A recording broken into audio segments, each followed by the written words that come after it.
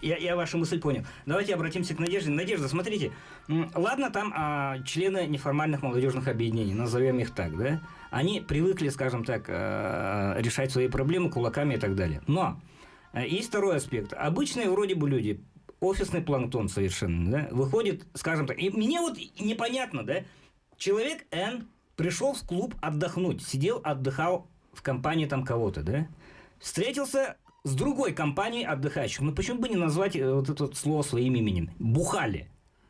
Пришли в клубе, бухали, да?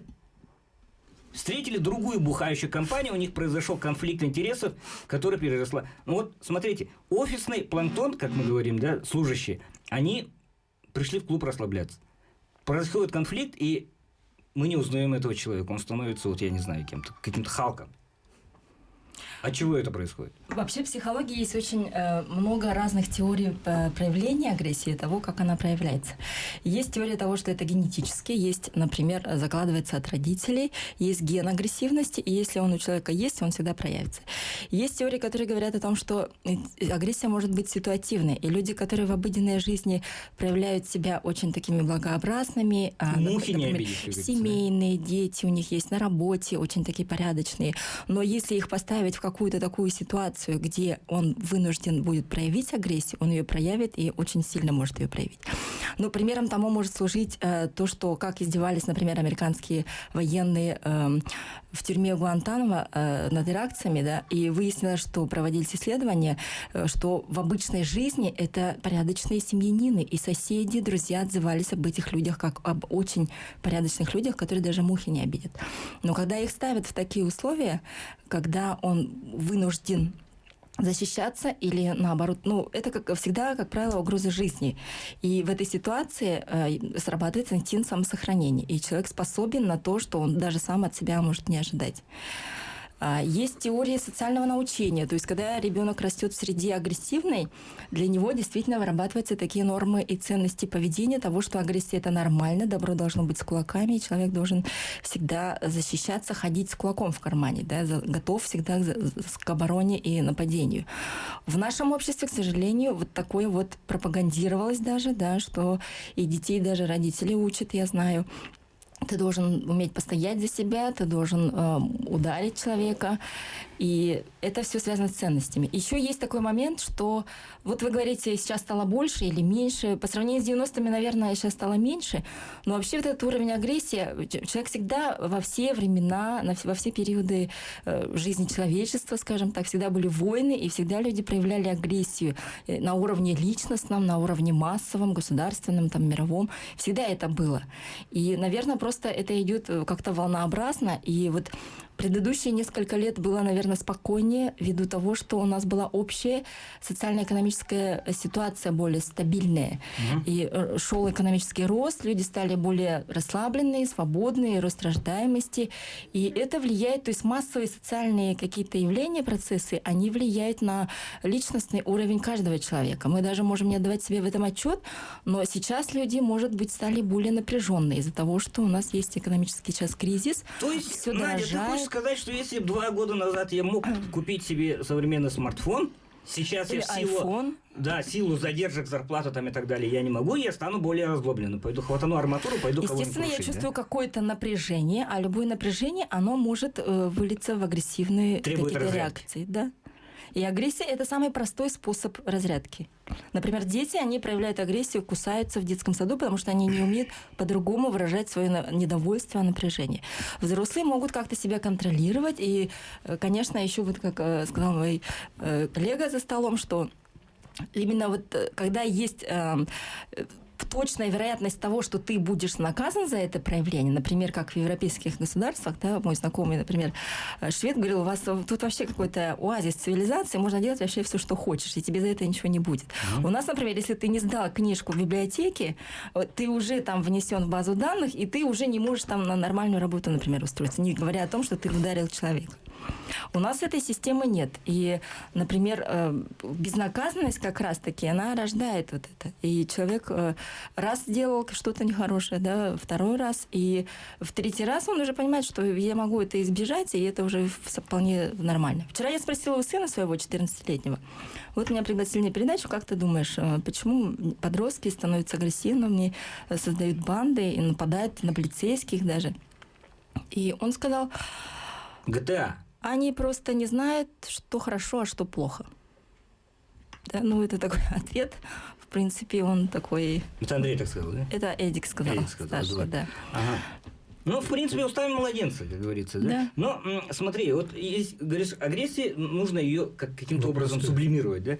Да. Тургун все-таки, наверное, больше я отношу к людям, которые проповедуют теорию сублимированной агрессии, да? То есть, если у тебя накапливается какое-то внутреннее напряжение, сними ее на ринге, да? Да, в спортзале. Не выноси на улицу. Да, на улицу не надо выносить, а именно в спортзале надо выплескивать свою агрессию. Помните, были популярны бойцовские клубы, да? 90-х, опять-таки. 90-х, да. Качалки. Да, да. Не, бойцовские клубы, где любой человек мог прийти, выбрать себе партнера и, скажем так, просто помахаться. Подраться, да. Кулачные бои, например, устраивались с той же целью, да, выброса от этой агрессии. Сейчас вроде и спортзалов побольше, да, спортивных комплексов побольше, Места нету, побольше, да, почему-то Они все все равно... забиты, в общем-то, да. Да, почему-то все равно вот молодежь, которая на улице растет, да, им не хватает, например. Может, вот коллега права, что именно экономическая ситуация, да, сейчас социальная, денег нету, чтобы пойти на секцию. Сейчас есть все платное же сейчас в этих комплексах, спортзалах. Все секции платные, например, в основном. Поэтому, может, из-за этого они не могут прийти в спортзал, там заплатить 2000 рублей, купить абонемент и позаниматься, выплеснуть свою энергию, и они выплескивают его на улице. Такое вот, возможно. Тургун и Надежда, вот Надежда сказала, добро должно быть, ну, это есть какое-то, может быть, слегка неправильное мнение, что добро должно быть с кулаками, да? Добро должно быть доброе, не без кулаков, да. без ничего, например. С кулаками это уже не добро. Нет, но теория того, что человек должен сам за себя постоять, Тургун, наверное, через себя все-таки перенес, да? Ну, уметь защищать себя и своих Семью. близких, да. Соответственно, уже свою отчизну и свою родину. Угу. Ну, вот тут два таких, скажем так, взаимно перевешивающих таких этих понятия. Давайте в защиту первого, скажем так, того, что мужской подход, да? Угу. Несколько слов. Ну, пока человек жив, все равно будет агрессия, все равно будет добро, зло, там, без этого никак, потому что у нас рожден человек для того, чтобы развиваться. Если нету, например, зла, да, то и не будет добра, например. Черного нету, не будет, если нету белого, например. Поэтому это должно быть как бы уравновешено везде. Но человек должен стараться к тому, чтобы превалировало добро, белая сторона, светлая сторона жизни. И тогда он растет как человек. Смотрим тут такое. Вот много говорили о СМИ, о всякого рода интернете, влиянии и так далее. Есть такое понятие звезды войны, да? Звезды войны, звезды ринга, может быть, да? То есть, с одной стороны, вроде бы какие-то слащавые там художники, литераторы и это, да, и с другой стороны, вполне конкретные такие. За примерами далеко ходить не надо. Да, Емельяненко, Моторола и так далее, для которых работа, не знаю, бить, убивать, может быть, да? И с другой стороны, вот такой весь креативный класс, да? Не, в обычной жизни я вот с Федором Емельяненко общался, да, он вообще добрый человек, наидобрейшей души человек. Он только на ринге же бьет своих противников, а у Моторолы уже у него профессия такая воевать. Там родину защищать, как в фильме «Офицер» же было же, да? Родину защищать, например. Поэтому мне кажется, что вот именно Емельяненко, то, что он боец такой, он же в жизни, в простой жизни он не агрессивен, потому что он выплескивает свою агрессию на ринге, например. И не нужно... Это зависит от воспитания. Вот мне кажется, это... Еще раз переходим к воспитанию. Да, от воспитания и генетически заложено, вот коллега права, что генетически, мне кажется, бывает иногда заложено, что вот агрессия, если у тебя предки там были когда-то, воевали там или воинами были, вот. А это у всех, наверное, были такие предки. Да, по идее это да. Но вот от воспитания в основном зависит. Сейчас вот... От семьи. Да, семья вот... Ответственность переложила же на садики, на школы, на университеты. Мы с утра уходим на работу, вечером только приходим. Родители заняты воспитанием мы не занимаемся, денег, да. потому что вот ситуация такая экономическая, например, да, вот надо зарабатывать, кормить семью свою. Выживать И идеологии нету. Сейчас вот раньше вот в советские времена идеология хоть какая-то была. Что одна, хорошо, да? что плохо, Да. было очень конкретно обозначено. Да. Сейчас этого нет. И каждый выбирает для себя, что для него лично хорошо. И плохо. Надо, наверное, для каждого человека все-таки сбить голову о том, что лучше его самого, да, лучше меня. О своем чаде никто не позаботится. Ни воспитатель в детском саду, Да. ни учитель. Пусть какой угодно он там трижды лауреат различных педагогических мастерств, да? И надо на своем примере, например, воспитывать вот детей, ребенка. Не так вот, да, вечером с работы пришел и нотацию ему читаешь, а ты на своем примере, например, ты должен заниматься спортом или там работать где-то и показывать на своем примере. Тогда только ребенок воспринимает, ну, полностью. Угу. То есть, если родитель сам нарушает какие-то свои Да. заповеди, ребенку говорит не обманывай, Да, а сам при этом да, его обманывает, да. то невозможно так учить. Да. Я бы хотела отметить еще такой момент, да, что, ну, например, ко мне приходят на консультации мужчины, женщины. У женщин как-то по природе есть такое, что они выражают свои эмоции. Они могут поплакать, покричать, поскандалить, и это и есть выход вот этой.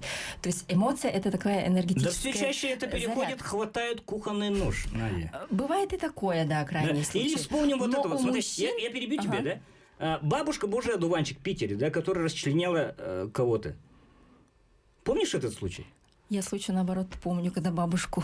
Ну, бабушку это много, а вот когда бабушка кого-то расчленяла, да, и вела при этом дневник, это просто за края выходящие. Слава богу, я не слышала эту историю. Да, ну, в общем, есть такое. И вот к женщинам вернемся, да, они вот, ты говоришь, более слезливые, плаксивые и так далее, за счет этого свои эмоции проявляют. Мужчины более сдержанные, да? Ну, очень много мужчин погибло, я знаю, от рук жен, которые терпели, и один раз они не вытерпели.